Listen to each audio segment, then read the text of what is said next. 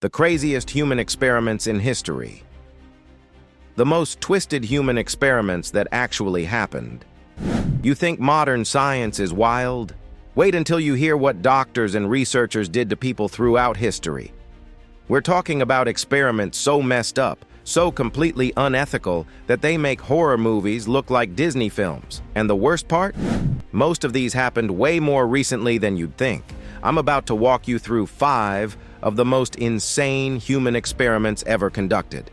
From ancient Greek physicians who literally dissected people while they were still alive, to government programs that secretly poisoned entire populations. Trust me, by the end of this video, you'll never look at medical research the same way again. But first, let me tell you about something that happened in Sweden that'll make your teeth hurt just thinking about it. The Swedish candy conspiracy. Picture this. It's the 1940s in Sweden, and candy is becoming the hottest thing since sliced bread. Kids are going absolutely crazy for these sweet treats, chomping down on sugar bombs left and right. But there's a problem. Suddenly, 83% of Swedish children have cavities rotting their teeth. Now, you'd think the obvious culprit would be all that candy, right? Well, the candy companies were like, nah, that couldn't possibly be us. Must be something else. And since there wasn't enough scientific proof to blame anyone, the Swedish government decided they needed to run some tests. But here's where it gets really messed up. Instead of asking for volunteers, they went straight to the Home institution, a place that housed people with severe intellectual disabilities. Because apparently, these researchers thought, hey, perfect test subjects who can't say no. Between 1945 and 1949, they split 660 patients into different groups. The first group got vitamins and fluoride with healthy meals. Surprise, surprise, 73% of them didn't develop any new cavities. But then came the twisted part. In 1947, they swapped out the vitamins for pure sugar hell. We're talking sugary snacks, sugary drinks, and specially made toffee designed to stick to teeth like cement. The researchers literally created the most tooth-destroying candy possible and fed it to people who couldn't consent. The results? About 10% of these patients ended up with teeth so rotten, they were basically just painful, pitted stumps. Imagine having constant toothache for months because some scientist wanted to prove that sugar rots your teeth, something most people already suspected. And get this. The candy companies actually tried to hide these results for 4 years. When the study finally came out, people were more upset about the findings than the fact that they'd basically tortured disabled people to get them.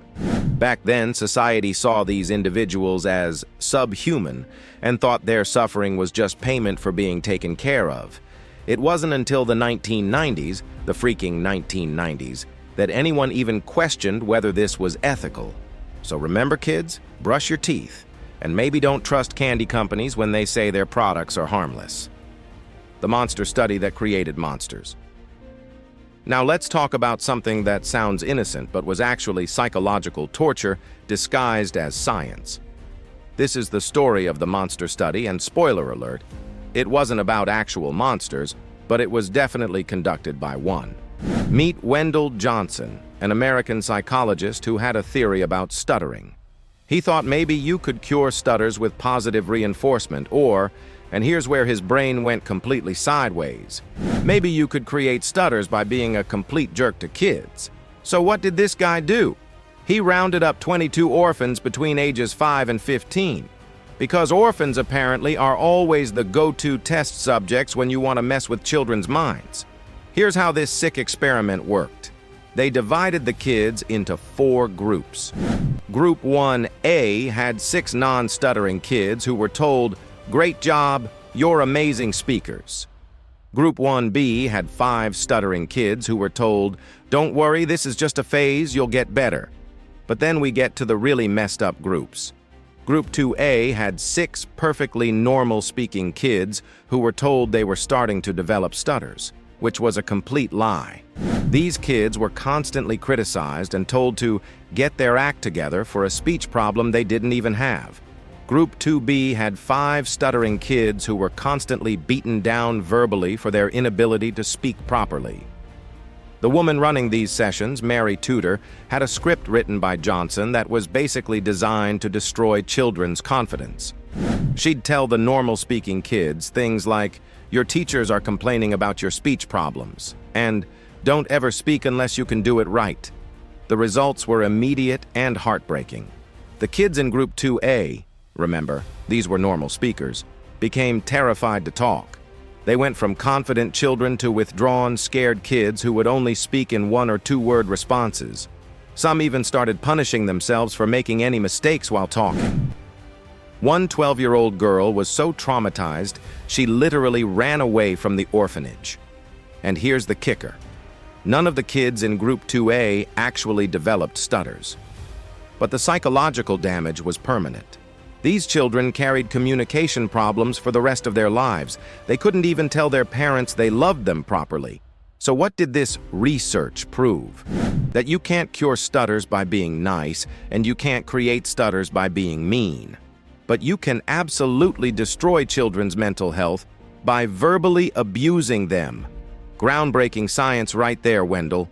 The study got its nickname, the Monster Study, because even other researchers at the time thought it was so unethical that only a monster would conduct it. And they were right. The prison that became a chemical weapons testing ground. All right, time to crank up the evil factor. Let's talk about Holmesburg Prison in Philadelphia, where from 1951 to 1974, inmates became human guinea pigs for some of the most dangerous experiments you can imagine. After World War II, the pharmaceutical industry was booming, and everyone wanted to test new drugs and chemicals. The problem? Ethics were basically non-existent, and informed consent was just a suggestion. American scientists looked at the Nazi experiments and said, "That's terrible, but the data might be useful." Enter Dr. Albert Kligman, a dermatologist who walked into Holmesburg Prison for the first time and reportedly said he saw acres of skin, like a farmer looking at fertile farmland. That's not a normal thought to have about human beings, by the way. That's a massive red flag wrapped in a lab coat. The experiments at Holmesburg were funded by major corporations, Johnson & Johnson, Dow Chemical Company, and even the U.S. Army. These weren't small-scale tests. We're talking about exposing prisoners to radioactive materials, chemical weapons, carcinogenic compounds, skin-blistering chemicals, psychoactive drugs, various STDs. One of the most infamous substances they tested was dioxin, a key ingredient in Agent Orange, the herbicide that killed over 700,000 people during the Vietnam War. They were literally testing chemical weapons on American prisoners. The experiments were technically voluntary. Prisoners got paid a few bucks for their participation. But when you're desperate and locked up, is it really voluntary? It's like asking a starving person if they want to eat poison for money. One prisoner, Withers Ponton, described how doctors cut open his lower back, stuffed it with medical gauze, sewed him back up, then removed the gauze 10 days later. He had no idea what they were testing for, but hey, he got 10 bucks for each cut. By the 1970s, over 90% of the prison's population had participated in at least one experiment. These men were scarred for life, both physically and mentally. But the research led to medical advances that we still use today. So here's the question that'll keep you up at night. Would you rather have medicine that works because it was tested on paper, or medicine that definitely works because it was tested on real humans who suffered for it? The angel of death's playground. Now we're getting into the really dark stuff. If you've heard of Nazi human experiments, you probably know about Joseph Mengele, the angel of death. But let me tell you exactly why this guy was one of the most evil humans who ever lived. Mengele was an SS officer and physician at Auschwitz-Birkenau. His official job was to decide which prisoners were healthy enough to work and which ones got sent straight to the gas chambers. But that wasn't enough evil for one man. He also used his position to conduct the most twisted medical experiments imaginable. This guy had specific interests that make your skin crawl. He was obsessed with people who had different colored eyes, people with dwarfism, and especially identical twins. He handpicked over 1,500 subjects, mostly children, who got spared from the gas chambers. They were even fed better than other prisoners. But here's the catch. They were kept alive for something much worse than a quick death. One survivor described Mengele as someone who could be so kind to children, bring them sugar, think of small details in their daily lives, and then send them to the crematorium an hour later. That level of psychological manipulation is pure evil. His twin experiments were particularly sick. He'd perform procedures on one twin and use the other as a control group for comparison. We're talking about amputating healthy limbs, injecting diseases directly into children, blood transfusions between twins, removing organs without anesthesia, sewing twins together to create artificial Siamese twins. One of his most infamous experiments involved injecting adrenaline directly into children's eyeballs to try to change their eye color. When that didn't work, he'd remove the eyeballs from living victims and pin them to his wall like trophies. Out of his 1,500 victims, only 200 survived. And Mengele wasn't even the highest-ranking medical officer there. There were dozens of other doctors conducting similar experiments. The worst part? After the war, Mengele escaped to Argentina and lived freely until 1979, when he drowned while swimming. He never faced justice for his crimes. Many other Nazi doctors also escaped prosecution because the U.S. wanted their research data. The government's secret poison lab. Let's wrap this up with something that sounds like a conspiracy theory but is absolutely real. During the early Soviet Union, political opponents had a nasty habit of mysteriously dying from sudden illnesses. Turns out, there was a very scientific reason for this. In 1921, the Soviets established something called the laboratory, a secret poison research facility. Their goal was simple: create the perfect assassination weapon, a poison that was colorless, tasteless, odorless, and completely undetectable in an autopsy. To test these poisons, they used prisoners from the gulags, Soviet labor camps filled with anyone who had a thought the government didn't approve of. These prisoners were told they were getting medication, but they were actually being given experimental toxins. The poisons they tested included ricin, which causes severe internal suffering; cyanide, which triggers violent seizures and heart attacks; curare, a muscle relaxant that makes you slowly choke to death. But the winner was something called C2, caramine choline chloride, which was basically liquid depression. Instead of a violent, "I've been poisoned," death, victims would just become weak and calm, then die within 15 minutes. It looked like natural causes. The research was so successful that the Soviets developed innovative ways to kill people, from cyanide mist sprays to making assassinations look like heart attacks. When the Soviet Union collapsed in 1991, Russian officials claimed they shut down the laboratory. Yeah, sure they did.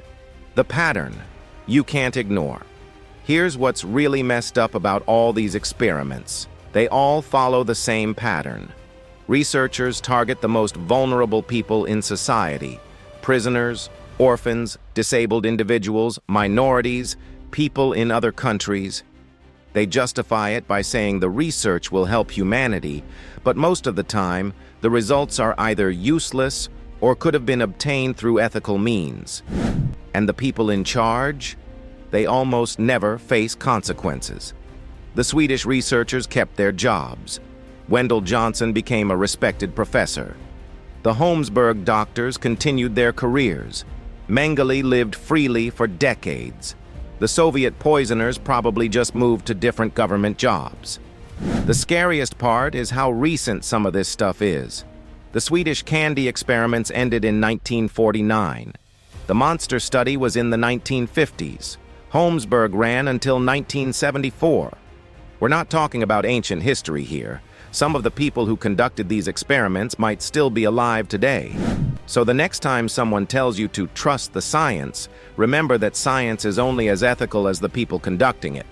And throughout history, those people have proven they're willing to do absolutely anything to satisfy their curiosity, even if it means destroying innocent lives in the process. The real question is, what experiments are happening right now that future generations will look back on in horror? Because if history has taught us anything, it's that humans have an unlimited capacity for justifying the unjustifiable in the name of progress. Sweet dreams, everyone.